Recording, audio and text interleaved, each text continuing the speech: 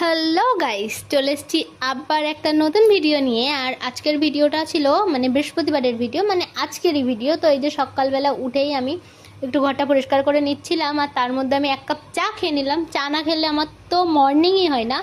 আর চা করতে করতে দেখলাম বাজার হয়ে গেছে, ভাবলাম তাহলে রান্নাটাও সেরে নিই, মানে রান্নাটা গুছিয়ে নিই। মাছটা ধুয়ে লবণ হলুদ মাখিয়ে আমি তাড়াতাড়ি স্নান করে রেডি হয়ে নিচে চলে এসেছি। আর এসেই দেখলাম মা সমস্ত বাসন তুলে ঘর তুলে মেজে ঠাকুরের বাসি ফুল ফেলে গুছিয়ে রেখে দিয়েছে, আমি শুধু পুজোটা দিয়েছি। তো এখানে এই যে আমি বসে পড়েছি সব ঠাকুরকে স্নান করিয়ে মুছিয়ে। এখানে এই যে আমি পাঁচালি পড়ছিলাম, তো এই পাঁচালি পড়ার ভিডিওটা একটুখানি ক্লিপ নিয়েছিলাম।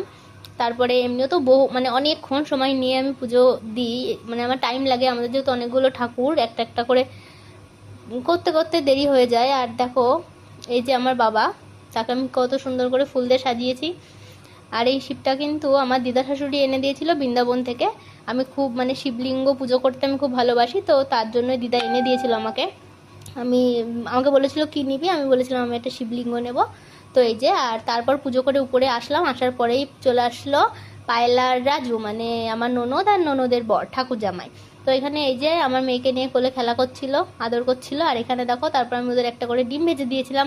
আর ডিমটা খেতে খেতে এই যে আমার গুড্ডু কি পরিমাণে লোভ দিচ্ছিল, ওকে কিন্তু দেওয়া হয়েছে, ও খেয়েছে তারপরেও।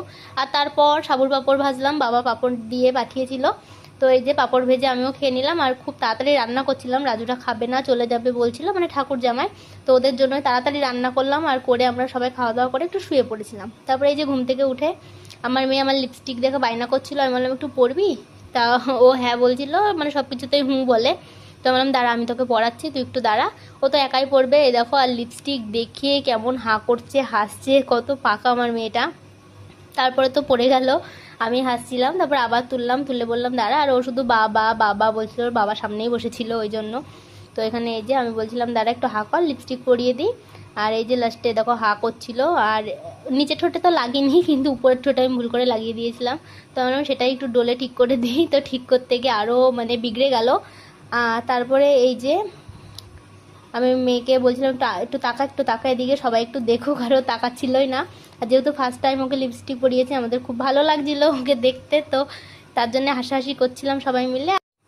আর ওকে তো যতবার আমি বলছিলাম একটু ফোনের দিকে তাকা, একটু তাকা, এই দেখ এই দেখ, ও কোনো রকম তাকাচ্ছিল না। আর আমি বারবার ঠোঁটটা বলছিলাম যে এরকম কর, ওই জন্য ওই রকমই করছিল। তারপরে এই যে ওকে একটু খাইয়ে দিলাম, দেওয়ার পরে ও তো ঘুরতে চলে গেল। আর আমি কি করব একা একা ভাবতে ভাবতে ভাবলাম বিছানাটা গুছিয়ে ফেলি, যেহেতু দুপুরে সবাই শুয়েছিলাম, তো ওই জন্য বিছানাটা গোছাচ্ছিলাম। তো তাড়াতাড়ি করে তো মানে বিছানাটা গুছিয়ে নিলাম।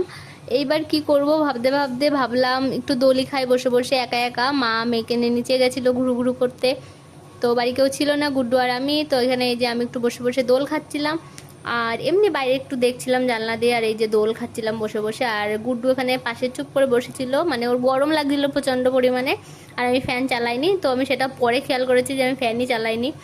আর এখানে আমি ওকে ডাকছিলাম গুড্ডু আয় গুড্ডু আয়, ও আসছিল না, মানে গরমে কষ্ট হচ্ছিল। তারপরে মা ফোন করলো, মার সাথে এই যে একটু ভিডিও কলে কথা বলে নিলাম, মানে মেয়েকে দেখার জন্য ফোন করেছিল, মেয়ে যেহেতু ছিল না আমি কথা বলে নিলাম। আর ভিডিওটা এই অবধি ভালো লাগলে অবশ্যই লাইক কমেন্ট শেয়ার করো।